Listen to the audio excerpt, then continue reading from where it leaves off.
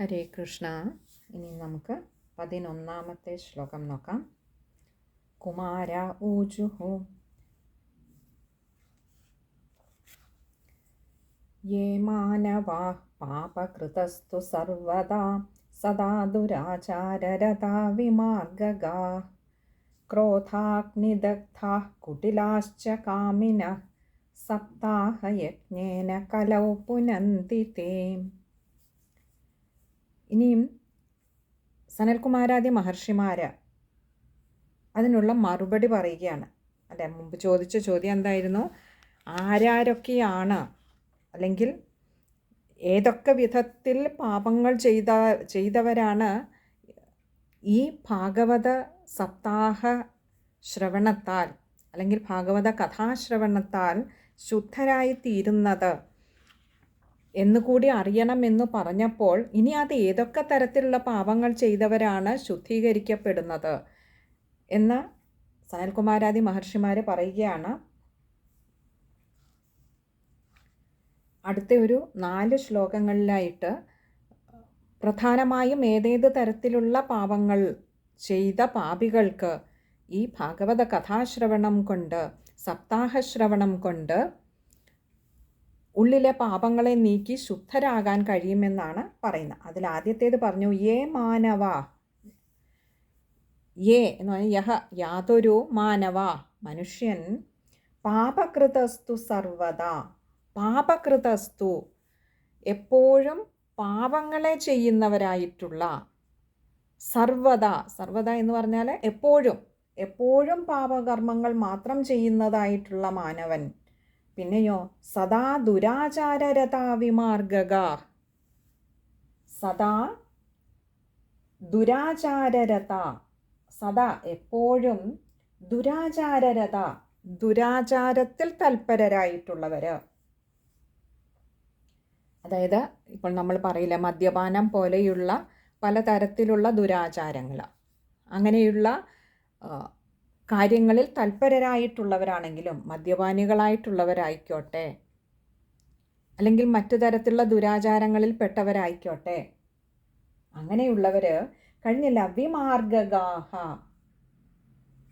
എന്ന് പറഞ്ഞാൽ ശരിയായ മാർഗത്തിന് വിപരീതമായ ദിശയിൽ സഞ്ചരിക്കുന്ന, തെറ്റായ മാർഗങ്ങളിലൂടെ ചരിക്കുന്നവരായിട്ടുള്ളവർ, അഥവാ ധർമ്മത്തിന് വിരുദ്ധമായി ചരിക്കുന്നവരായിട്ടുള്ളവർ. പിന്നെയോ ക്രോധാഗ്നിദഗ്ധ,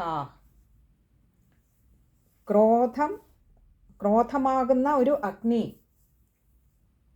അലങ്കാരമായി കൊണ്ടു നടക്കുന്നവർ. ദഗ്ധ എന്ന് പറഞ്ഞാൽ അതിൽ തന്നെ ജീവിതം ദഹിപ്പിക്കുന്നവർ. അങ്ങനെ പറയാൻ കാരണം, നമുക്ക് ഈ കോപം വന്നു കഴിഞ്ഞാൽ, അല്ലെ, ദേഷ്യത്തെ പലപ്പോഴും നമുക്ക് പിടിച്ചാൽ കിട്ടില്ല. ആ സമയത്ത് അതൊരു അഗ്നി പോലെയാണ്. അത് തന്നെയും നശിപ്പിക്കും, തൻ്റെ ചുറ്റിനുമുള്ളതിനെ നശിപ്പിക്കുന്നതാണ് ക്രോധം എന്ന് പറയുന്ന അഗ്നി. നമുക്കറിയാം, നമ്മൾ ചിലപ്പോൾ ദേഷ്യം വരുമ്പോൾ, നമ്മൾ കണ്ടിട്ടില്ല ചില ആളുകളെയൊക്കെ, അവർക്ക് ദേഷ്യം വരുമ്പോൾ അപ്പോൾ പറയുന്നത് എന്താണെന്ന് അവർക്ക് തന്നെ ഒരു സ്വബോധമില്ലാതെ പറയുന്നതായിട്ട് തോന്നാറില്ല നമുക്ക്. അപ്പോൾ ആ പറയുന്ന വാക്കുകൾ അവരെ തന്നെയും അത് വിഷലിപ്തമാക്കും, തൻ്റെ ചുറ്റിനുമുള്ള മനുഷ്യ മനസ്സുകളിലും അതിനെ വിഷലിപ്തമാക്കുന്ന വിധത്തിലുള്ള വാക്കുകളാവും അപ്പോൾ അവരിൽ നിന്ന് വരുന്നത്. അതുകൊണ്ടാണ് ഇവിടെ പറഞ്ഞ ക്രോധാഗ്നിദഗ്ധ, ക്രോധമാകുന്ന അഗ്നിയാൽ സ്വന്തം ജീവിതത്തെ തന്നെ ദഹിപ്പിച്ച് കളയുന്നവരായിട്ടുള്ളവർ. പിന്നെയോ കുടിലാശ്ച കാമിനഃ, കുടില എന്ന് പറഞ്ഞാൽ കുടില ബുദ്ധിയുള്ളവർ, വക്രബുദ്ധിയുള്ളവർ.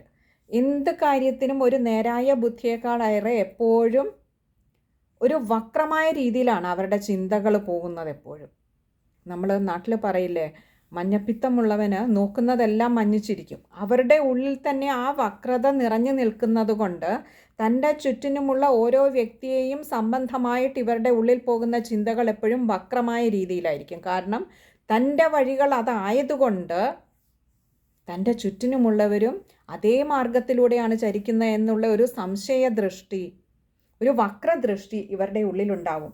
അങ്ങനെയുള്ള കുടിലന്മാരായിട്ടുള്ളവർ, വക്രതയുള്ളവരായിട്ടുള്ളവർ, ഒരു കാര്യവും നേരായ രീതിയിൽ അവർക്ക് സാധിച്ചെടുക്കാൻ അറിയില്ല, അല്ലെന്നുണ്ടെങ്കിൽ പറയാൻ അറിയില്ല. അവരെപ്പോഴും ഒരു വക്രതയുള്ള വീക്ഷണത്തോടു കൂടിയാണ് അവരെല്ലാത്തിനെയും നോക്കിക്കാണുന്നത്. അങ്ങനെയുള്ളവർ. പിന്നെയോ കാമിനഹ.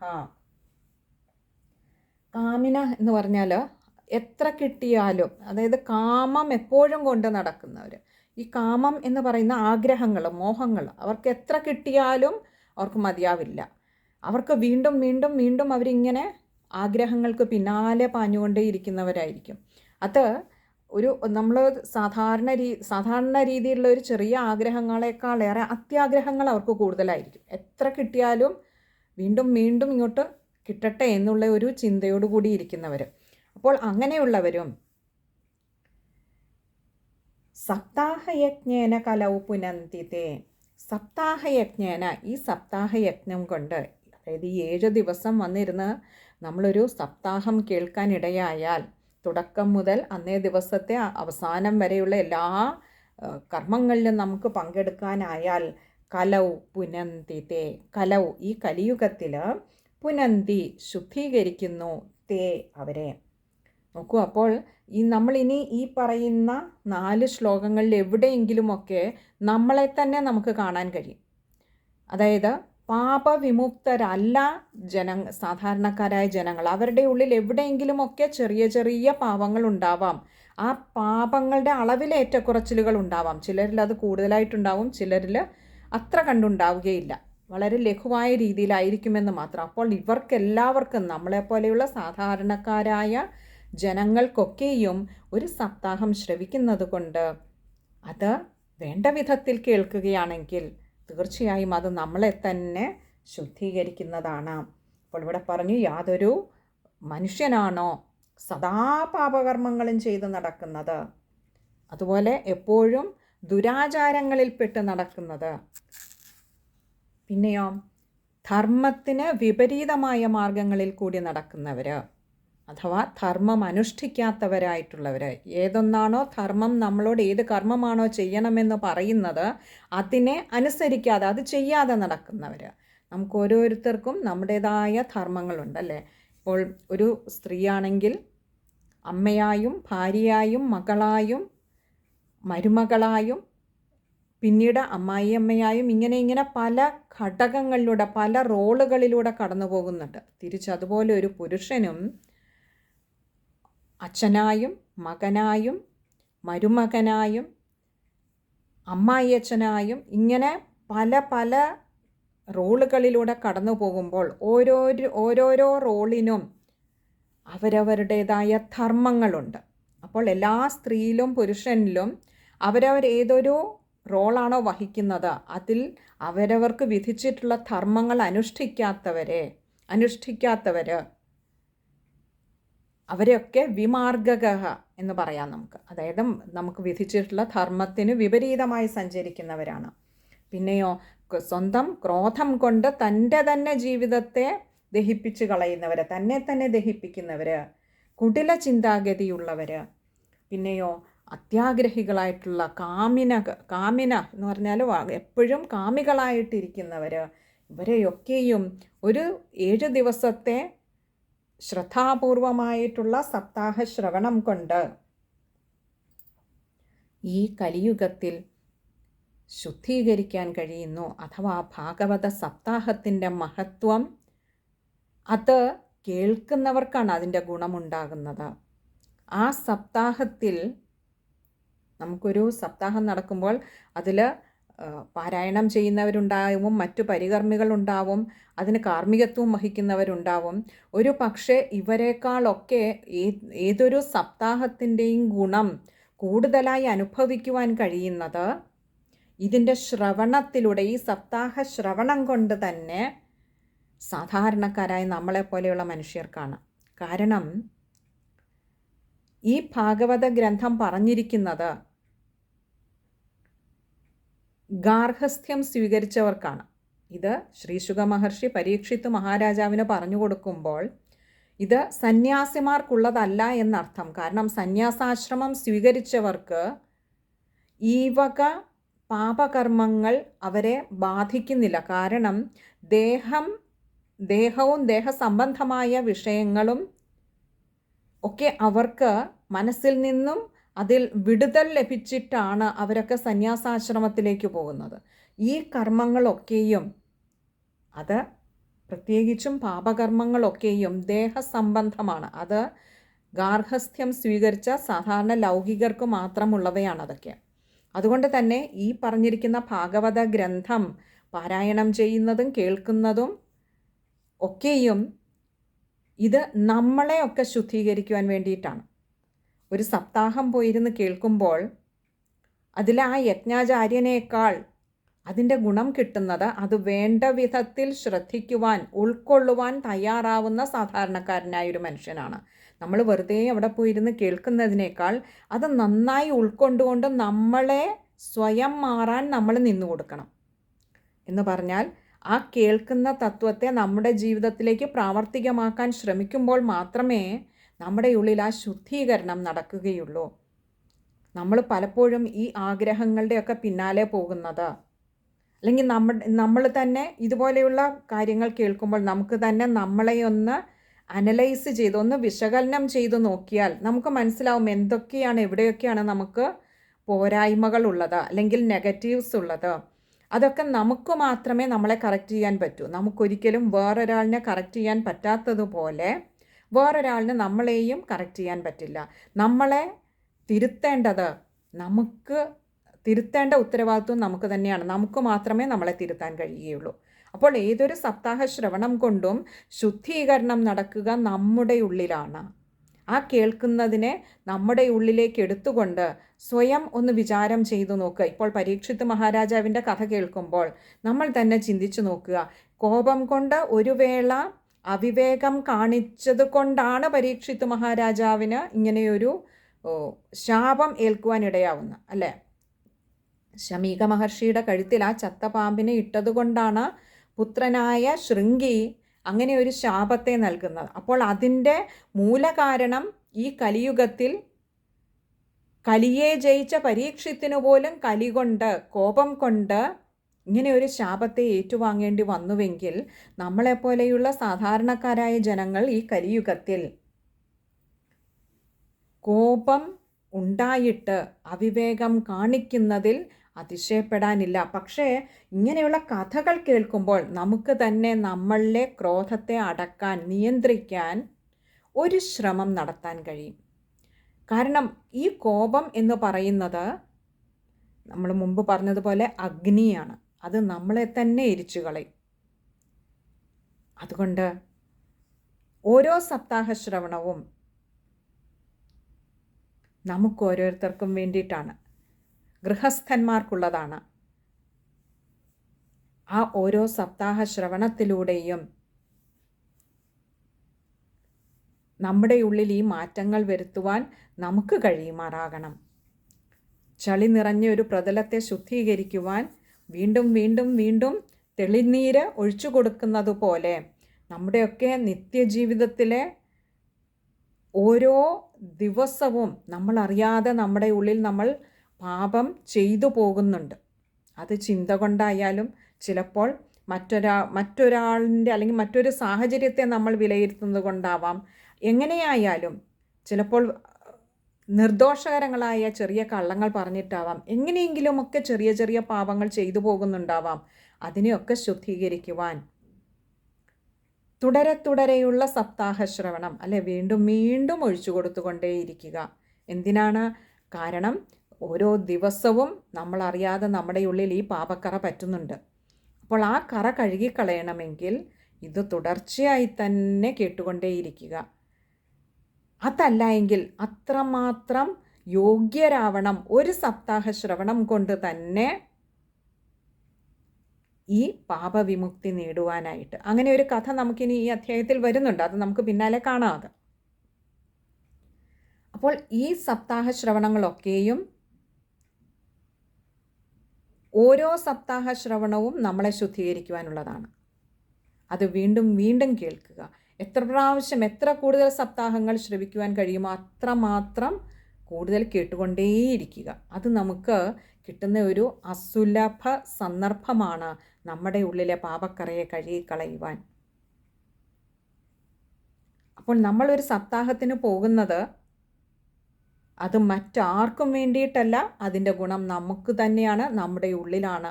ആ ഒരു അനുഗ്രഹം അനുഭവിക്കുവാനാകുന്നത്. അതൊരു ആത്മനിർവൃതിയാണ്. നമ്മുടെ ഉള്ളിൽ ചെറിയ ചെറിയ ദോഷങ്ങളെപ്പോലും നമുക്ക് തന്നെ തിരിച്ചറിഞ്ഞ് മാറ്റാൻ കഴിയുമ്പോൾ നമ്മുടെ ഉള്ളിലൊരു സംതൃപ്തി ഉണ്ടാവും, ഒരു ആനന്ദമുണ്ടാകും. കാരണം ഒരു പ്രതലത്തിൽ, ഒരു കണ്ണാടിയിൽ പൊടി പിടിച്ചിരുന്നാൽ അതിൽ ബിംബം തെളിയാത്തതുപോലെ നമ്മുടെ ഉള്ളിലെ ആ ആത്മചൈതന്യത്തെ കാണണമെങ്കിൽ അതിൻ്റെ പുറത്ത് പുരണ്ടിരിക്കുന്ന ഈ കറകൾ ഓരോന്നും പതിയെ പതിയെ അത് മാഞ്ഞു പോയിക്കൊണ്ടേയിരിക്കണം. എന്നാലേ ആ ഒരു ഉള്ളിലുള്ള ആത്മചൈതന്യത്തെ കാണുവാനാകൂ. അപ്പോൾ ഈ സപ്താഹശ്രവണത്തിലൂടെ നമ്മുടെ ആ കറകളെ ഓരോന്നോരോന്നായി പതിയെ പതിയെ കഴുകി കളഞ്ഞ് നമ്മുടെ ഉള്ളിൽ ആ ആത്മനിർവൃതി, ആ ആനന്ദത്തെ അനുഭവിക്കുവാൻ നമുക്ക് കഴിയും. ഇനി നമുക്ക് ആ ശ്ലോകം ഒന്നുകൂടി നോക്കാം. കുമാര ഊജുഹു യേ മാനവാഃ പാപകൃതസ്തു സർവദാ സദാ ദുരാചാരരതാ വിമാർഗകാഃ ക്രോധാഗ്നിദഗ്ധാഃ കുടിലാശ്ച കാമിനഃ സപ്താഹയജ്ഞേന കലൗ പുനന്തി തേ. ഈ ശ്ലോകം വായിക്കുമ്പോൾ ശ്രദ്ധിക്കേണ്ട കാര്യങ്ങൾ: മാനവാഹ്, അവിടെ ദീർഘവുമുണ്ട് വിസർഗവുമുണ്ട്. അതുപോലെ രണ്ടാമത്തെ വരിയിൽ വിമാർഗകാഹ്, അവിടെ വിമാർഗകാഹ്, ആദ്യത്തെ ഗ കൂട്ടക്ഷരം, രണ്ടാമത്തേൽ വരുമ്പോൾ ദീർഘവും വിസർഗവുമുണ്ട്. പിന്നെ അടുത്ത ക്രോധാഗ്നിദഗ്ധാഹ്, അവിടെ ഒരല്പം ബുദ്ധിമുട്ട് തോന്നാം അത് വായിക്കുമ്പോൾ, ശ്രദ്ധിച്ച് വായിക്കുക. അക്ഷരങ്ങളും അതുപോലെയാണ്, അതേപോലെ തന്നെ വിസർഗവും ദീർഘവുമുണ്ട്.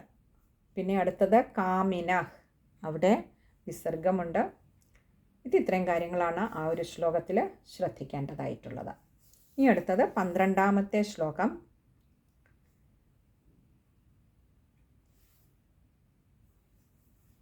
സത്യേന ഹീന പിതൃമാതൃദൂഷകാസ്തൃഷ്ണാകുലാശ്ചാശ്രമധർമ്മവർജിതാ യേ ദാംഭികാ മത്സരിണോപി ഹിംസകാ സപ്താഹയജ്ഞേന കലൗ പുനന്തി തേ.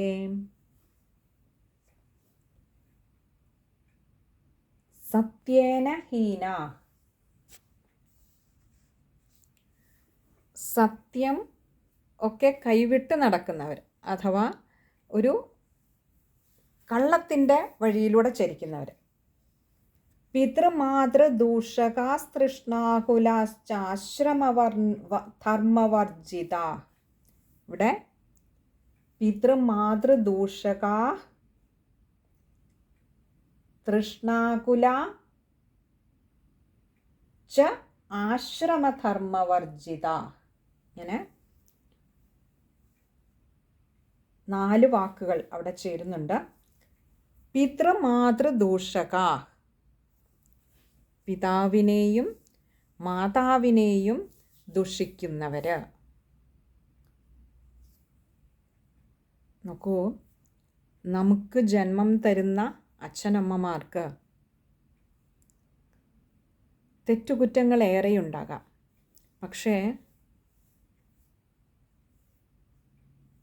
ആ തെറ്റുകളെ സദാ ദുഷിച്ചുകൊണ്ടിരിക്കുന്നത് ശരിയായ ഒരു പ്രവണതയല്ല. കുറേയൊക്കെ അവരുടെ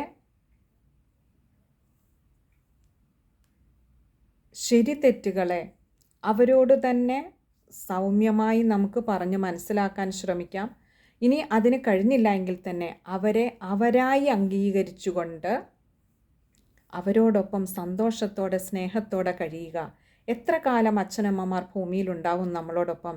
അവരുടെ കാലം കഴിയുമ്പോൾ ചിറകറ്റ പക്ഷികളെപ്പോലെയാണ് നമ്മൾ. പിന്നെ ആ ചിറകുള്ളപ്പോൾ നമ്മൾ അതിൻ്റെ വില അറിയുന്നില്ല എന്ന് മാത്രം. അപ്പോൾ ചിറകുള്ള സമയത്ത് തന്നെ നമ്മുടെ തന്നെ ചിറകിന്മേൽ വെട്ടുന്നതിന് തുല്യമാണ് മാതാവിനെയും പിതാവിനെയും ദുഷിക്കുന്നത്. ഓർക്കുക, നമുക്കും ശരി തെറ്റുകൾ ഏറെയുണ്ട്. നമ്മളും പരിപൂർണരല്ല. നമ്മുടെ ശരി തെറ്റുകളെ എപ്രകാരമാണോ അച്ഛനമ്മമാർ സഹിക്കുന്നത്, അവർ അതിനെ ക്ഷമയോടുകൂടി നോക്കിക്കാണുന്നത്, അതേപോലെ നമുക്കും തിരിച്ച് അച്ഛനമ്മമാരുടെ ശരി തെറ്റുകളെ അതേ സ്നേഹത്തോടെ, അതേ സഹനശക്തിയോടെ നമുക്കും അംഗീകരിക്കാൻ കഴിയുമാറാകട്ടെ. ഒന്നാലോചിച്ച് നോക്കൂ, അച്ഛനമ്മമാർ സദാ നമ്മളെ ഇങ്ങനെ നമ്മുടെ തെറ്റുകൾ തന്നെ പറഞ്ഞ് കുറ്റപ്പെടുത്തിക്കൊണ്ടിരുന്നാൽ അത് എത്രമാത്രം നമുക്ക് വിഷമമുളവാക്കുമോ അതേപോലെയാണ് തിരിച്ചും. ഇനിയും അച്ഛനമ്മമാരുടെ ദൂഷ്യങ്ങൾ മറ്റൊരാളിനോട് പറയാതെ ഇരിക്കുക. അത് എത്ര അടുത്ത സുഹൃത്തായിക്കോട്ടെ, ബന്ധുവായിക്കോട്ടെ, എത്ര സമ്പന്നനായ ബന്ധുവായിക്കോട്ടെ, ഓർക്കുക, അച്ഛനമ്മമാരെ മറ്റൊരാളിനോട് ദുഷിക്കാതിരിക്കുക. നോക്കൂ, മഹാപാപങ്ങളിൽ ഒന്നായിട്ടാണ് അല്ലേ, വലിയ വലിയ പാപങ്ങളുടെ കാര്യമാണ് ധർമ്മത്തിന് വിപരീതമായി നടക്കുന്ന അധർമ്മം ചെയ്യുന്നവരെക്കുറിച്ച്, അതേപോലെ തന്നെ വക്രബുദ്ധിയുള്ളവരെക്കുറിച്ച്, സദാ പാപങ്ങൾ ചെയ്തുകൊണ്ടിരിക്കുന്നവർ, ഇങ്ങനെയുള്ള വലിയ വലിയ പാപങ്ങളുടെ പട്ടിക വായിക്കുന്നതിലൊന്നായിട്ടാണ് പിതൃമാതൃ ദൂഷക എന്ന് പറഞ്ഞത്. അപ്പോൾ നോക്കൂ, അത് എത്ര വലിയൊരു പാപമാണ് എന്ന്. ആ പാപം നമ്മളാരും ചെയ്യാൻ ഇടവരാതിരിക്കട്ടെ.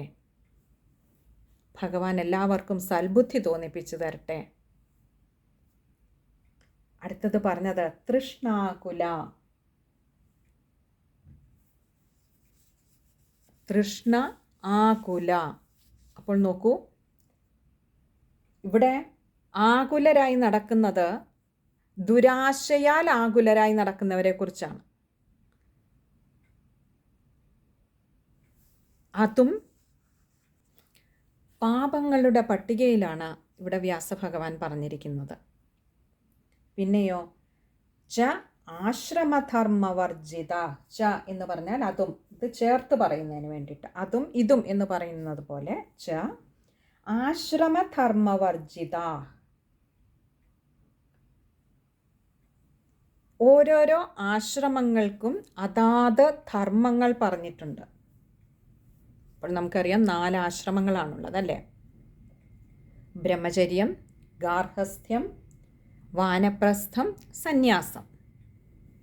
അപ്പോൾ ഓരോരോ ആശ്രമങ്ങൾക്കും വിധിച്ചിട്ടുള്ള ധർമ്മങ്ങൾക്ക് വർജിതാഹ, പാലിക്കാത്തവരായിട്ടുള്ളവർ.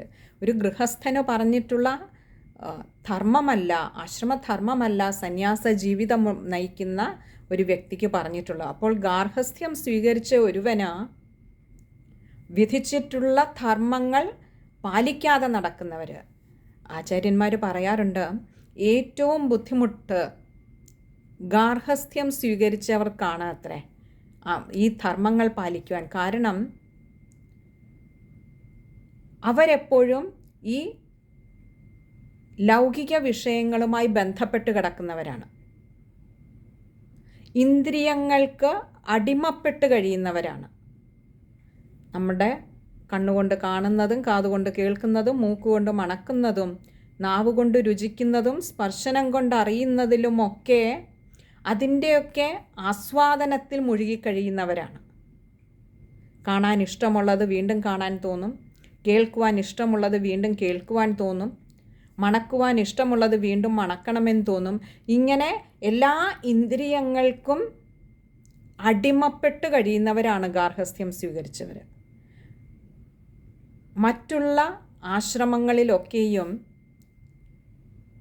ഒരു പരിധിവരെ ഇന്ദ്രിയങ്ങളുടെ നിയന്ത്രണത്തിൽ വിജയിച്ചവരാണ് മറ്റുള്ള ആശ്രമങ്ങളിലുള്ളവരൊക്കെയും. വാനപ്രസ്ഥമായാലും സന്യാസമെടുത്താലും ഒക്കെയും ഇത്രമാത്രം, ഒരു പക്ഷേ ഒരു ഗാർഹസ്ഥ്യം സ്വീകരിച്ച ഒരു വ്യക്തിയുടെ അത്രമാത്രം ഇന്ദ്രിയങ്ങൾക്ക് വശംവദനായിരിക്കുകയില്ല. അങ്ങനെയുള്ളവർക്ക് അവരുടെ ധർമ്മങ്ങൾ, ഈ ഇന്ദ്രിയങ്ങൾക്ക് അടിമപ്പെട്ടിരിക്കുന്ന അവസ്ഥയിലും ധർമ്മങ്ങൾ പാലിക്കുക എന്ന് പറയുന്നത് ബുദ്ധിമുട്ടാണ് അത്രേ.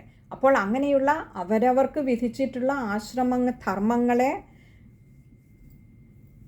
പാലിക്കാത്തവർ, പിന്നെയോ ഏ ദാംഭിക മത്സരിണോപി ഹിംസക. യഹ ആരാണോ, എങ്ങനെയുള്ളവർ, ദാംഭിക എന്ന് പറഞ്ഞാൽ ദംഭം കൊണ്ട് നടക്കുന്നവർ, ഈ അഹങ്കാരം അങ്ങോട്ട് കൂടിയിട്ട് അഹങ്കാരത്താൽ ഉന്മത്തരായിട്ട് പരവഞ്ചകന്മാരായിട്ട് നടക്കുന്നവർ. അവർക്ക് തങ്ങൾ എന്ത് ചെയ്താലും അതൊക്കെ സഹിക്കാൻ മറ്റുള്ളവർ ബാധ്യസ്ഥരാണ്, തങ്ങൾക്ക് എന്തുമാകാം എന്നുള്ള ഒരു ദംഭം, ഒരു മതം അവരുടെ ഉള്ളിലുണ്ടാവും. അവരൊക്കെ പലപ്പോഴും പരവഞ്ചകന്മാരായിരിക്കും, മറ്റുള്ളവരെ വഞ്ചിക്കുന്നതിൽ സാമർഥ്യമേറുന്നവരായിരിക്കും. കാരണം അവരുടെ ഉള്ളിലെ ദംഭം അവരുടെ ഉള്ളിലെ മനുഷ്യത്വത്തെ വറ്റിച്ചു കളയുന്നത് കൊണ്ട് തന്നെ തൻ്റെ ചുറ്റിനുമുള്ള സഹജീവികളെ സ്നേഹിക്കുവാനും ബഹുമാനിക്കുവാനും മറന്നു പോകുന്നവരാണ്. അപ്പോൾ അങ്ങനെയുള്ളവർ പിന്നെയോ മത്സരിണോപി ഹിംസക,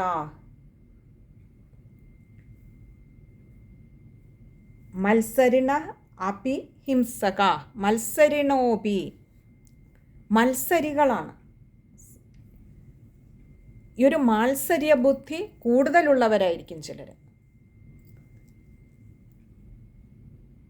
അങ്ങനെ മാത്സര്യ ബുദ്ധിയുമായി നടക്കുന്നവർ ഹിംസക, മറ്റ് ജീവികളെ ഹിംസിക്കുന്നതിൽ ആനന്ദം കണ്ടെത്തുന്നവർ, അല്ലെങ്കിൽ തൻ്റെ സുഖത്തിനും തൻ്റെ ഇഷ്ടത്തിനും മാത്രം വില കൽപ്പിക്കുമ്പോൾ മറ്റുള്ളവരെ ഹിംസിക്കുന്നതിൽ അല്ലെങ്കിൽ മറ്റുള്ള ജീവികളെ ഹിംസിക്കുന്നതിൽ അവരനുഭവിക്കുന്ന വേദനയെ കാണാൻ കഴിവില്ലാതെ അന്ധരായി തീർന്നവരാവും. അപ്പോൾ അങ്ങനെയുള്ളവരും സപ്താഹയജ്ഞേന കലൗ പുനന്തിതേ. ആദ്യത്തെ 4 ശ്ലോകങ്ങളുടെയും 4ാമത്തെ വരി സപ്താഹയജ്ഞേന കലൗ പുനന്തിതേ. ഈ സപ്താഹയജ്ഞം കൊണ്ട് തന്നെ ഈ കലിയുഗത്തിൽ ശുദ്ധീകരിക്കപ്പെടുന്നു അവരൊക്കെ. അതാരൊക്കെയാണെന്നാവും തൊട്ടു മുൻപുള്ള 3 ശ്ലോകങ്ങളിൽ പറയുക. 3 വരികളിലായിട്ട് ഈ 4 ശ്ലോകങ്ങളിലും ആദ്യത്തെ 3 വരികൾ ആരൊക്കെയാണ് എന്നുള്ളതിൻ്റെ ആ ഒരു പട്ടികയാണ് വായിക്കുന്നതെങ്കിൽ 4ാമത്തെ വരിയിൽ അവരൊക്കെ സപ്താഹയജ്ഞം കൊണ്ട് ശുദ്ധീകരിക്കപ്പെടുന്നു ഈ കലിയുഗത്തിൽ എന്ന് പറഞ്ഞു വെക്കുന്നു. അപ്പോൾ ഈയൊരു ശ്ലോകത്തിൽ സത്യഹീനരായിട്ടുള്ളവർ മാതാവിനെയും പിതാവിനെയും ഒക്കെ ദുഷിച്ചുകൊണ്ട് നടക്കുന്നവർ, അതേപോലെ ദുരാശ കൊണ്ട് വലഞ്ഞു നടക്കുന്നവർ, അവനവന് വിധിച്ചിട്ടുള്ള ആശ്രമധർമ്മങ്ങളെ പരിപാലിക്കാത്തവർ, പിന്നെയോ ദാംഭിക പരവഞ്ചകന്മാരായിട്ടുള്ളവർ, മാത്സര്യബുദ്ധിയോടുകൂടി നടക്കുന്നവർ, പിന്നെ മറ്റു പ്രാണികളെ സഹജീവികളെ ഹിംസിക്കുന്നവർ, ദ്രോഹിക്കുന്നവർ, ഇവരൊക്കെയും ഈ സപ്താഹയജ്ഞം കൊണ്ട് ഒരു തവണയെങ്കിലും ഒരു സപ്താഹമെങ്കിലും വേണ്ട വിധത്തിൽ കേട്ടുവെന്ന് വന്നാൽ അവരൊക്കെ ശുദ്ധീകരിക്കപ്പെടുന്നു.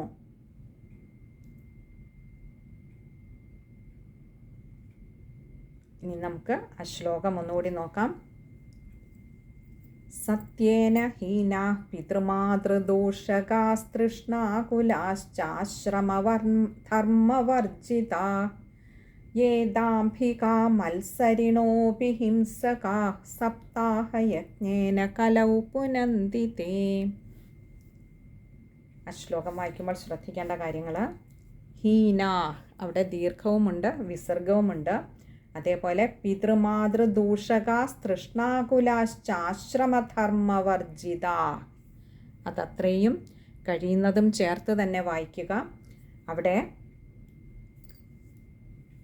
ചേർത്ത് വായിക്കാൻ പറ്റാത്തവർക്ക്, തുടക്കക്കാർക്ക് പിതൃമാതൃദൂഷകാ എന്നെടുത്തുകൊണ്ട് താഴെ തൃഷ്ണാകുലാശ്ചാശ്രമധർമ്മവർജിത, അവിടെ തൃഷ്ണാകുലാശ്ച ആശ്രമധർമ്മവർജിതാഹാണ്.